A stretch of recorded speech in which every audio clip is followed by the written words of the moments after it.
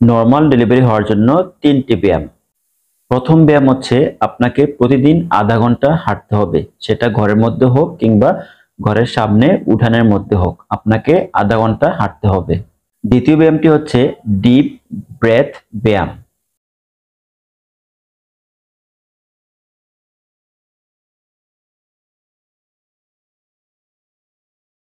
ভিডিওতে আপনাকে এখন যেভাবে দেখিয়েছি, আপনি প্রতিদিন সকাল, দুপুর, রাতে মোট 5 বার থেকে 10 বার এই ব্যায়ামটি করবেন। এতে করে আপনার ব্যথা সহ্য করার ক্ষমতা বাড়বে।